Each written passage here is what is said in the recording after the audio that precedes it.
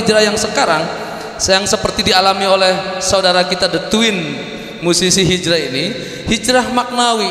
Jadi hijrah secara makna, hijrah yang tadinya punten dia tapi tadinya pakaiannya tersopan, oh bolong-bolong apa ini, sok tinggal ibu di YouTube bolong-bolong jadi rapi. Yang tadinya oh punten deh tapi yo jeung awewe sok dedeketan ayeuna henteu. Nah, jadi hijrah yang tadinya buruk menjadi kepada kebaikan. Cik ya, baan. Bade sahawe nu ngajawab mah. Jadi kiat-kiat hijrah antum berdua ini tentu berat untuk mempertahankan agama Allah ini, karena walau bagaimanapun masih beraktivitas. Aktivitas itu mohon maaf nih untuk mendapatkan penghasilan juga. Artinya kadang-kadang dalam situasi tertentu ada hal-hal yang mencoba gitu menguji keimanan hijrah antum berdua ini. Bagaimana kira-kira kiatnya menjaga? Iya, kiatnya pengalaman atau kiat yang pengalaman yang pernah terjadi ketika iman ini dipertaruhkan misalnya dengan situasi jadi, tertentu. Saya terangkan dulu apa arti hijrah itu kan. Hijrah ini netral ya Bu, bisa ya dari yang baik ke yang buruk atau dari yang buruk ke yang baik. Tapi yang diinginkan oleh Islam ini adalah hijrah dari yang buruk ke yang baik ya Bu ya. Nah, hijrah ini kalau saya mempertahankan, kalau misalnya kita suka sholat, suka ngaji, suka beribadah, mau hijrah kemana Bu coba? Hijrah kemana lagi kan? Apa mau tidak sholat lagi? Sebenarnya itu bukan hijrah, tetapi lebih mempertahankan keistiqomahannya Kang Ustadz ya. Satu kiat-kiat saya untuk mempertahankan keistiqomahan, kita harus banyak berdoa kepada Allah Subhanahu wa taala sebagai Al-Qawiyyu ya, sebagai Allah yang maha kuat ya. Kita minta diberikan keistiqomahan oleh Allah ya. Mudah-mudahan semua di sini juga diistiqomahkan ya Bu ya. Yang kedua harus mempunyai itikan, atakid. Atakid juga ada di lagu Lochnes Bu ya.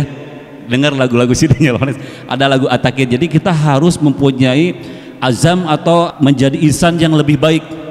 Yang ketiga Bu ya, ini ada 5 ya sebentar ya Kang Roy Kang ya. Yang ketiga nih Bu ya, kita harus banyak ini bertolabul ilmi kayak seperti sekarang. Karena ini tolabul ini selain wajib, ini sahallallahu bihi thoriqun ilal jannah, memudahkan jalannya ke surga. Jadi yang kitanya tidak tahu jadi tahu gitu. Oh ini haram, oh mau makan ini yang haram, oh di tolabul ilmi bahwa ini tuh haram, jadi kita tidak memakannya. Yang keempat Bu ya, bikin komunitas-komunitas yang mendekatkan diri kepada Allah, membesarkan Allah, bikin komunitas-komunitas. Yang terakhir Bu ya, karena ini saya singkat-singkat aja nih, waktunya pendek ya, kalau dijabarkan mungkin tidak cukup sehari ya Ibu Eren ya. Yang kelima terakhir, satu, ingat akan mati Bu ya. Subhanallah, luar biasa. Mengingat kita akan mati itu, orang-orang yang cerdas ini selalu akan mengingat akan mati. Belum tentu kita di fase pertama di alam kubur kita bisa selamat Bu. Jadi pikirkan dulu itu, kita harus mati ini dalam keadaan maksiat atau beriman. Karena mati ini sesuai dengan keadaan kegiatan kita. Ketika kita bermaksiat, kita tidak tahu mati ini. Jadi intinya itu kiat-kiat ya. Belum nanti pengalaman, nanti ada Kang Roy. Dari Kang Roy ya. Coba cek lancek gitu atuh. Ya, sebetulnya gini ibu-ibu, kenapa tadi dikatakan hijrah itu, kenapa berubah, atau misalnya semua orang juga punya kesempatan untuk bisa berubah. Kiat itu ada di dalam benak saya, ada 2 yang menjadikan saya bisa berubah. Yang pertama adalah surat Al-Zumar ayat 153. Ayat 53 maksud saya gitu ya. A'udzubillahi minasyaitonirrajim. Qul ya ibadiyalladzina asrafu ala anfusihim. Nah, ini adalah katakanlah Muhammad kata-kata wa qul, katakanlah ya wahai ibadiyalladzina, hamba-hambaku gitu. Jadi wahai hamba-hambaku asrafu, yang melampaui batas gitu. Ala anfusihim, atas diri mereka sendiri. Terus ayat yang selanjutnya adalah la taqnatu mir rahmatillah, jangan berputus asa atas rahmat Allah. Kita tahu, saya sendiri juga banyak berdosa. Qulubni adamu khata'u, setiap manusia itu banyak sekali berbuat dosa dan kesalahan. Walaupun kita berusaha untuk mengaji, berusaha untuk membaca Quran, tilawah, thalabul ilmi, tetap kita punya dosa dan kita harus banyak memohon ampun. Nah, dengan saat adanya dibukanya rahmat Allah yang sangat luas, akhirnya saya mencoba untuk memohon ampun, karena sebaik-baik orang yang mempunyai salah itu adalah bersegeralah menuju ampunan Allah. Wasari'u ila magfiratim mir rabbikum wa jannatin arduha samawati luar biasa. Nah, itu yang pertama. Dan yang kedua, saya terinspirasi awal yang hijrah sih sebetulnya Kang Rey. Saya diajak. Oh, lebih dulu adiknya. Diajak sama dia berjamaah di mana-mana, terus sampai saya thalabul ilmi sampai dalam 1 bulan 3 hari saya pergi kemana. Akhirnya ada satu hadis yang mengatakan bahwa hadis Anas bin Malik ini viral, bagus sekali, Anas bin Malik, tentang sholat berjamaah, Bu.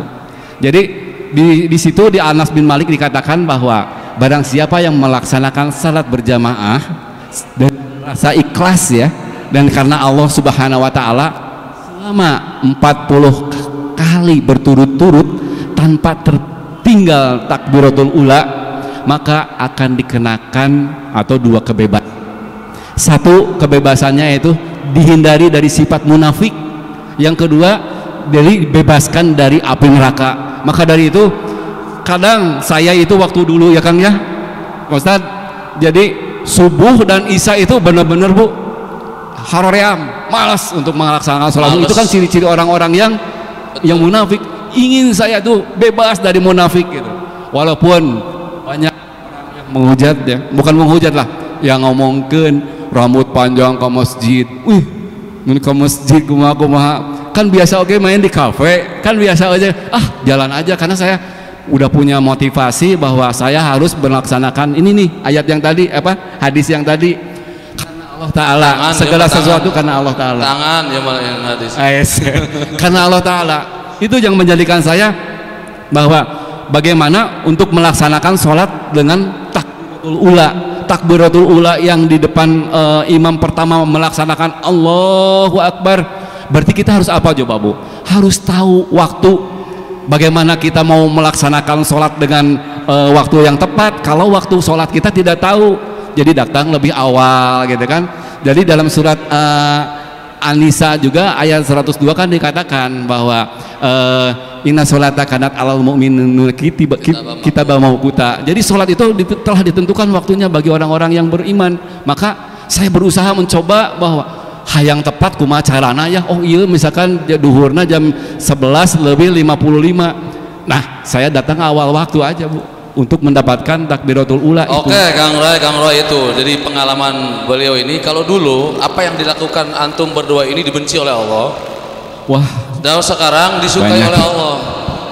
Banyak dulu yang dikerjakan oleh berdua ini kadang-kadang dibenci oleh Allah. Sekarang kan sudah banyak sekali yang karya banyak ya, jadi gini Bu, oleh Allah. karena kita ini sebagai musisi ya, kadang-kadang kalau misalkan dikasih order untuk menghafalkan lagu, berlama-lama di depan gitar, di depan keyboard, terus dengar sebuah lagu, ngulik Bu, istilahnya mah bahasa musik mah, belajar musik lagu, ya. Dengar lagu, tiba-tiba ngong adan, ngong adan, ada yang mengingatkan. Terus terang, anak dan istri saya suka diingatkan, Pak, udah azan, berhenti dulu.